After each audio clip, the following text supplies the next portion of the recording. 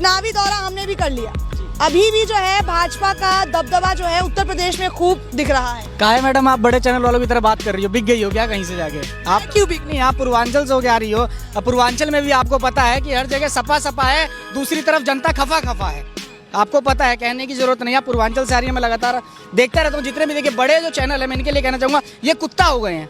जिस तरीके Bharatiya Janata party channel कौन? चैनल जो कुछ चैनलों का नाम लूंगा, जो ईमानदार हैं, जो ईमानदारों की सूची बनी हुई है, वो चैनल कुत्ते हो गए हैं। जिस तरह भारतीय जनता पार्टी के लोग बिस्किट फेंकते हैं और वो जैसे कुत्ता झपट्टा मारता है वो खाने का काम करते हैं, तो उस तरीके से वो ओपिनियन पोल दिखाने का काम कर रहे हैं। लेकिन यूट्यूब वालों का स्तर बचा हुआ है, क्योंकि इसका मुझे परिणाम देखने को मिला। किसान आंदोलन हुआ, चाहे बंगाल में इलेक्शन हुआ, दिल्ली में इलेक्शन हुआ, यूट्यूब ने सच्चाई दिखाने का काम किया, धरातल की सच्चाई दिखाने का काम किया। सरकार भारतीय जनता पार्टी की कहीं से कहीं तक नहीं बन पा रही। आधा से ज्यादा सीटों पे भारतीय जनता पार्टी के नेताओं का, जनप्रतिनिधियों का जमानत जब्त होने वाला है। ये सच्चाई है, हमें तो पता है, आप भी मान लीजिए। आप अभी कह रहे थे आपने कुछ चैनलों की बात की, शायद डर के कारण आपने नाम नहीं लिया उनका, वो बात की बात है। लेकिन अभी अखिलेश यादव जो है वो अंजना ओम कश्यप जी को जो है इंटरव्यू देते हैं और उसमें ये कहते हैं कि उन्होंने एक सूची बनाई है जिसमें अंजना ओम कश्यप भी एक ईमानदार पत्रकार बताई गई। ये घोर कलयुग आ गया। अगर किसी को ईमानदार बताया जा रहा है तो उसे गाली लग रही है। सत्ता की दलाली करने वालों को ईमानदारी की गाली लग रही है। तो समझने की जरूरत है, सोचने की जरूरत। देश की जनता को पता है धरातल पे क्या चल रहा है। जो मीडिया है, मीडिया देश की चौथा स्तंभ है।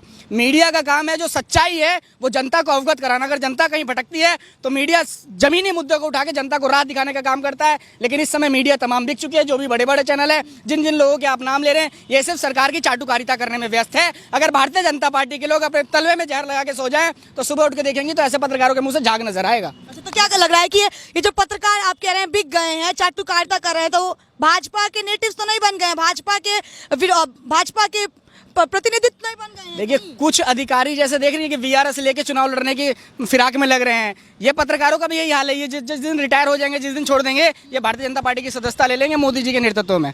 जी, तो मतलब पत्रकारिता छोड़कर आप कह रहे हैं कि एक भाजपा के प्रवक्ता तो नहीं बन जाएंगे? बिल्कुल, भाजपा के प्रवक्ता तो बन चुके हैं। आप इनकी डिबेट देखिए, ये भारतीय जनता पार्टी के जनप्रतिनिधि की तरह बात करते हैं एंकर की जगह। ये भाजपा के प्रवक्ता बन गए। जमीनी जो हकीकत है उत्तर प्रदेश में समस्या क्या है? उत्तर प्रदेश में समस्या रोजगार की है, उत्तर प्रदेश में समस्या शिक्षा की है, स्वास्थ्य की है। ये मुद्दे कहाँ हैं? आज बताइए, इलाहाबाद में किस तरीके से लाठियां बरस रही हैं। गणतंत्र दिवस के दिन, आज गणतंत्र दिवस है, कल लाठियां बरसी हैं। मतलब जनता को किस तरीके से हमारे नौजवानों के ऊपर, जो उत्तर प्रदेश सबसे ज़्यादा नौजवानों का प्रदेश है, उनके ऊपर किस तरीके से लाठियां बरसाई जा रही हैं। ये बताइए, इन्होंने तंत्र के ऊपर गण का इस्तेमाल करने का काम किया। ये बंदूकबाज लोग हैं, तमंचेबाज लोग हैं। ये जनता इन लोगों से ऊब चुकी है। लेकिन क्या लग रहा है, क्योंकि अब तो कहा जा रहा है कि आप तो खुद भी हिंदू हैं, लेकिन हिंदुओं की बड़ी पार्टी भाजपा कही जा रही है, तो ऐसे में अखिलेश हरा पाएंगे? क्योंकि मोदी योगी भी तो एक बड़ा फैक्टर माना जा रहा है ना उत्तर प्रदेश में। देखिए, जो जनता से मैं बात कर रहा हूँ, तो जो भारतीय जनता पार्टी को वोट नहीं देगा, भक्तों के नज़रों में, मोदी जी के नज़रों में और भारतीय जनता पार्टी के लोगों के नज़रों में, वो हिंदू नहीं है, वो राष्ट्र विरोधी है, वो मुसलमान है, पाकिस्तान है, खालिस्तान है। इन लोगों को लगता है देश को दो डिवाइड में कर दिया इन्होंने। जो मोदी के साथ है वो भारत के साथ है, जो मोदी के खिलाफ है, मोदी के विचारों के खिलाफ है, मोदी के जन विरोधी नीतियों के खिलाफ है, वो इन्हें पाकिस्तानी और कट्टर हिंदू तो बताते हैं। मैडम, ये हिंदू मुस्लिम किसी के नहीं है, ना तो हिंदू के हैं ना मुस्लिम के हैं। जाति से मेरा नाम ठाकुर है, ना ये ठाकुरों के हैं, ये बनियों की भी नहीं है, ये पूंजीपतियों के लोग हैं। जो हम दो हमारे दो। आज देखिए, उत्तर प्रदेश, पूरे देश में लॉकडाउन लगा, देश की आर्थिक स्थिति एकदम नरक में जा चुकी है। लॉकडाउन क्या मोदी जी ने जानबूझ के लगाया था क्या? चाहूंगा लॉकडाउन मतलब आपदा में तो अवसर से तलाशने वाले मोदी जी हैं हमारे। लॉकडाउन के समय जो देश के जो ये पूंजीपति लोग हैं, इनकी सूची कितनी ऊपर जा रही है, और गरीबी रेखा में 5 करोड़ लोग और ज्यादा गरीबी रेखा के नीचे आ गए हैं। तो बताइए किस तरीके का लॉकडाउन है कि गरीब आदमी और गरीब आपदा थी इसलिए गरीब। अच्छा, आर्थिक जो स्थिति पे प्रभाव पड़ा वो तो आपदा का असर है, मोदी जी आपदा का असर है। तो आपदा का असर सिर्फ गरीबों के लिए है, अमीर कहाँ से पैसा कमा लेगा आपदा में? ये सब मोदी जी की जो पूंजीपति नीतियों मतलब जुमला आने के लिए। पूरा जुमलेबाज तो हमारा प्रधानमंत्री है साहब। जुमलेबाज काम नहीं हुआ है, एक्सप्रेसवे बना दिया, उत्तर प्रदेश को स्मार्ट सिटी बना दिया, कह रहे हैं है ना, मंदिर बन रहा है, इससे बड़ा कोई काम नहीं है। मंदिर बन रहा है तो लोग, क्योंकि अमित शाह, वो मंदिर भी मोदी जी नहीं बना रहे, ना भारतीय जनता पार्टी बना रही। मोदी वो मंदिर सुप्रीम कोर्ट बना रहे हैं, लेकिन मोदी उसके नाम पे वाहवाही लेने का काम करते हैं। मैं देश की जनता को बताना चाहूंगा कि अगर राम जी ने किसी का भला किया है तो भारतीय जनता पार्टी का भला किया है। 2014 में उनका भला किया, 2017 में उनका भला किया, 2022 में भी उनका, 2019 में उनका भला किया। लेकिन ये समझ चुके हैं कि उत्तर प्रदेश की जनता, देश की जनता समझ गई है कि राम के नाम पे वोट नहीं मिलेगा। राम को इन्होंने बेचने का काम कर दिया। अब ये शिव के पास चले गए, अब ये बाबा विश्वनाथ के पास जा रहे हैं। तो शिव तो शुरू से ही समाजवादी रहे हैं, शिव ने तो शुरू से ही, मतलब केवल भाजपा ही है जो भगवान का नाम ले रही है चुनाव के दौरान, और कोई पार्टी नहीं है? भाजपा ही देखिए, जो धर्म है, जो भगवान है, वो हमारा आंतरिक मामला है। कोई मुस्लिम है उसके घर में कुरान है, कोई हिंदू है उसके घर में गीता रामायण है।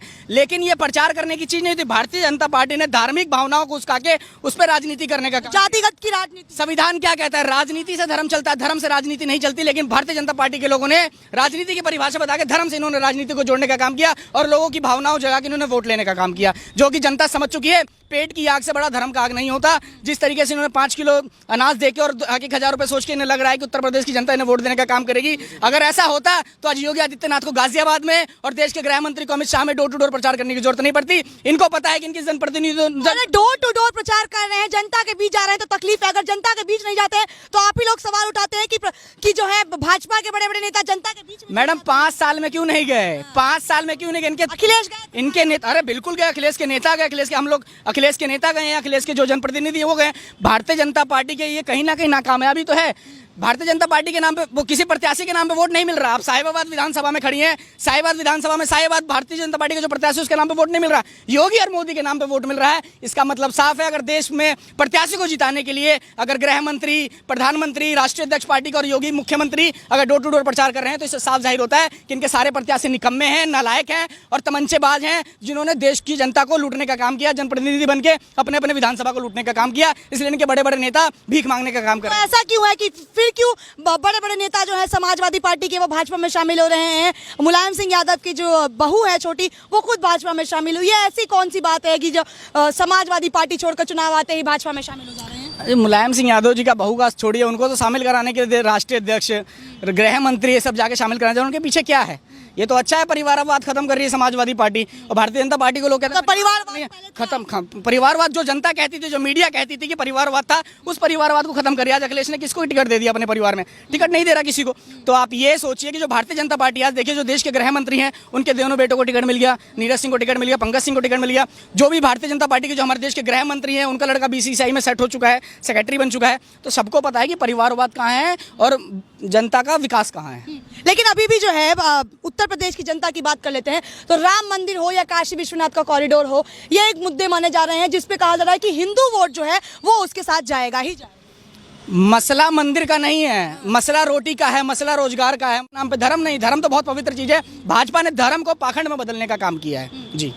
तो ये थे हमारे साथ सोशल एक्टिविस्ट अंशु ठाकुर, जिन्होंने हमारे तमाम सवालों के जवाब दिए हैं और बड़ी बेबाकी से अपनी राय रखी है। साथ ही ये भी बता दिया है कि इस बार उत्तर प्रदेश की जनता जो है वो बदलाव चाहती है कि सत्ता में जो है एक बार फिर से अखिलेश की सरकार बने और जो काम अधूरे रह गए हैं भाजपा की सरकार में, वो कहीं ना कहीं अखिलेश की सरकार अगर सत्ता में आती है तो वो पूरे होंगे। अब सत्ता में कौन आता है, मुख्यमंत्री उत्तर प्रदेश का कौन बनता है, ये तो हमें आने वाला वक्त बताएगा। और ऐसी तमाम खबरों के लिए आप बने रहें डेली हिंद के साथ। धन्यवाद।